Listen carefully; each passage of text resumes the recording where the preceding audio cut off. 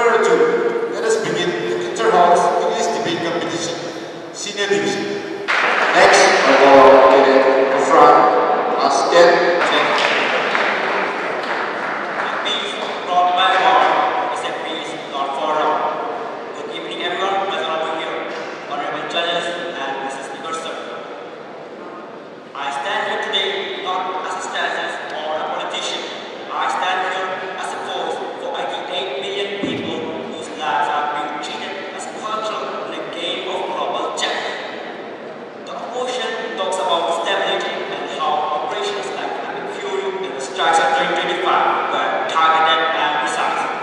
But, Mr. Speaker, sir, look at the war of 2036. Is the war actually safer, or have we simply become comfortable with destruction?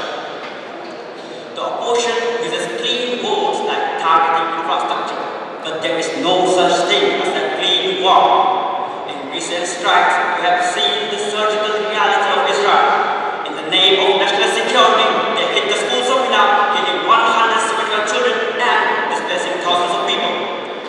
Yet, the opposition speakers state that Israel did this for long-term regional stability. Speaker, sir, you do not extinguish a fire with a flamethrower. The opposition claims this is self-defense, but when their so-called self-defense kills thousands of people and displaces millions, then it is not just self-defense, but a war of elimination. That's not all. They also killed 64,000 children since the beginning of this conflict for their so-called national security. Think about that, Mr. Speaker, sir. 64,000 lives that never truly began. How can you claim to be saving a civilization when you are busy barring its future? Moreover, Mr. Speaker, sir, we are witnessing a slow and steady death of the international law. When the International Criminal Code warned Israel that using starvation as a weapon is a war crime, what do you think they responded with? More bombs and more strikes. In February, we saw massive strikes on a sovereign country without any UN approval. Why is one nation's security more a total destruction of another sovereignty? Iran has the same right to protect its borders and develop its technologies as any other nation. If we allow any nation to attack its hostile neighbor just because of a potential threat, then we will be going back to a world where might makes right. Mr. Speaker, sir, the opposition told us something like Iran is the head of a snake and must be stopped. But their argument fails here because if striking the head was truly the solution, then why did the strikes of 2026 lead to the closure of the Strait of Hormuz and the global energy crisis?